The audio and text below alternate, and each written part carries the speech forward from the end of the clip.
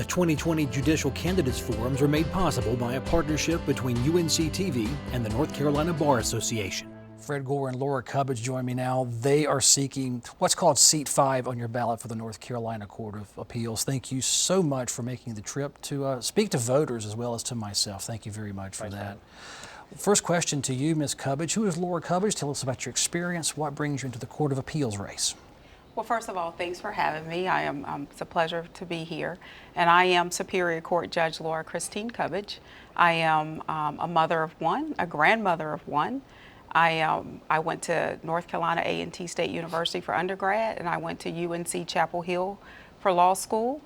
In my prior positions, I've been a district attorney, I've been assistant attorney general, I was a district court judge, and then I'm currently serving as a superior court judge. What brings me to run for the Court of Appeals is, one, I am delighted to try to continue the legacy of my mentor, Judge Wanda Bryant, and I believe that a different and unique perspective from the trial court perspective belongs on the Court of Appeals. Mr. Gore, tell the voters about yourself. I'm District Court Judge Fred Gore. I'm father of twin 11-year-old boys, so folks say, how do you know you're a good judge? I referee fights all day at work and at home. So before being a judge, I was prosecutor for 6 years. I've been in the military for 28 years. Went to undergrad at UNC Charlotte, matriculated from there. Ultimately, after working in the business world, went to Appalachian School of Law. From there, I worked in the Durham County DA's office, left there and moved back home to my home district of Brunswick-Bladen in Columbus. Worked there in the DA's office. 2014, I became a district court judge.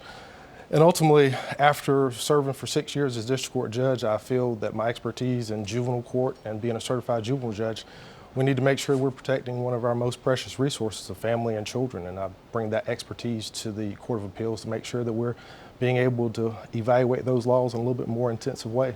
In trial court level, we deal with those matters on a daily basis, and I think we need more trial judges on the appeals court. So I want to ask you about that. District court judge, you're running as a superior court judge. What's unique about district court with your experience on it that makes you most qualified to be on the Court of Appeals? Well, the cases that are appealed to the Court of Appeals are coming from the trial court. I've been doing that for 6 years. As well, during my law school experience, I ultimately was able to, during one summer, clerk for the Court of Appeals and drafted, opinions and did draft opinions. So I've had that experience along with the trial court level. So being able to bring that trial experience to the Court of Appeals, you referee and kind of evaluate the law. You don't get to retry the facts. So the ability to be able to apply the law fairly and impartially to those laws and those facts that you've been trying for 6 years is something I think helps my experience. Ms. Cubbage, same question to you. From the Superior Court position, what skills are used in Superior Court that make you uniquely qualified for this seat? Well, having served on in every trial court on the District and Superior Court benches, most of the issues that will be appealed to the Court of Appeals will come from the Superior Court bench. The only issues that will come from the District Court bench are your family law matters, and they skip Superior Court and go straight to the Court of Appeals. I've also been appointed by the Chief Justice of the North Carolina Supreme Court to serve on our 2.1 complex cases, and also to serve on matters where something that the legislative branch had to come under review.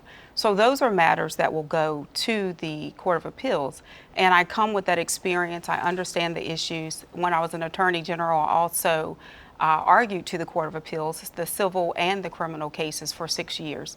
So I'm very well versed in appellate practice, and I'm also experienced in the issues and the cases that the Court of Appeals will hear.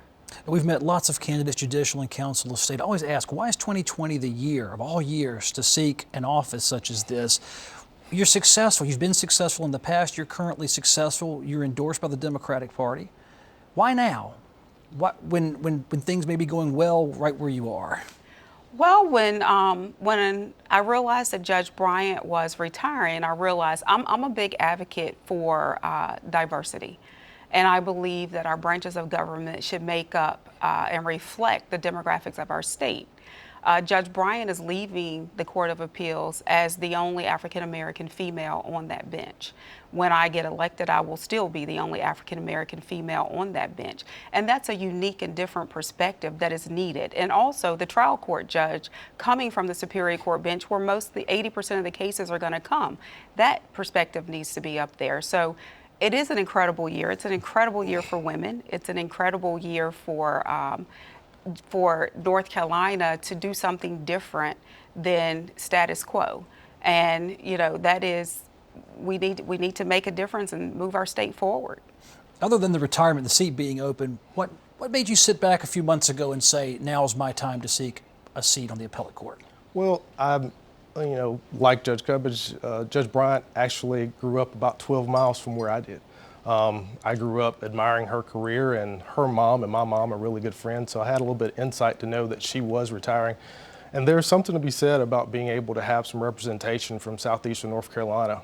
If she retires, and she is, right now there will not be anybody until I'm elected in November representing southeastern North Carolina east of I-95. There's unique perspectives this state has, whether it's rural or urban, and to be able to have a jurist that has experience in rural North Carolina east of I-95 and representing the only judge on the Court of Appeals that would be east of I-95, there's unique perspectives of being able to have insight to understand what cases come before the judge, the court from the rural versus the urban environments. And I think that's important. Mr. Gore, dive deeper on that unique perspective. What is unique about southeastern North Carolina that would not be represented come 2021 on the Court of Appeals? Well, southeastern North Carolina right now, we suffer from kind of a vacuum, and our legislative representatives fight for kind of whether it's broadband or other issues that we're trying to make sure education is supported, and to be able to make sure that someone has a perspective of fighting issues that might not be in the limelight in the Raleigh Beltline, as folks said. So,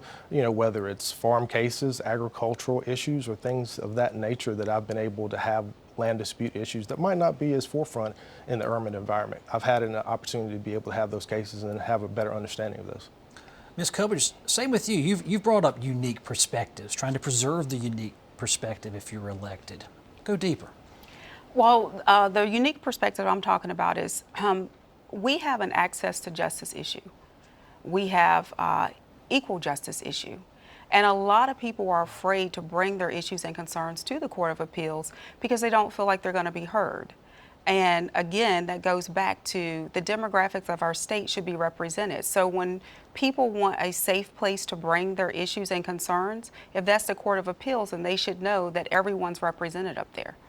How do you know a courtroom? If you're a person on the outside looking in, court is intimidating for most civilians. So how do you know you've created that safe environment where a plaintiff or a defendant would say, I've got a fair shot coming here? Well, one, I make it my point to create that environment. I know the anxiety of the litigants that come before me, and I'll always try to ease their mind when they come. And I'm an explanatory judge. I don't just set down a ruling and that's the way it's going to be. I let them know exactly what process we're going through and exactly why I'm doing the things that I'm doing. So that, I mean, I've had folks that will go out through the back door in handcuffs and they will look at me and say, Judge, thank you. And that's when you realize that you're creating that environment where people understand that they come in and they're getting a fair shot and their voices are heard. Mr. Gore, tell me about the climate you create in your courtroom. Well, it goes back to childhood and the golden rule. We're all taught that. And every day that I take the bench, I'm humbled and honored to be able to represent the citizens of the 13th District. To simply say, every day I create the golden rule environment. I treat people as they come before me as I'd want to be treated. Everybody's cloaked in a cloak of innocence until they're proven guilty or their cases are found not guilty. And so by creating that environment of treating people how I would want to be treated, I take steps to make sure no one's disrespected, no one's unfairly treated, and I apply the law fairly and objectively. So when they do leave, they do appreciate the opportunity to feel like they were treated as being a human being. Sometimes it's folks' first time in there or it's their 30th time in there. Either way, they're both going to be treated with the golden rule of how you would want to be treated yourself. Of course, these races are technically partisan. You apply yourself to a political party. Yes. How should voters weigh that in when selecting between you or Ms. Cubbage? Is it simple? And I've asked other candidates this. Should it follow their party inclination, or how do you dive deeper with any candidate and consider crossing the aisle if you're a Democrat or crossing the aisle if you're a Republican?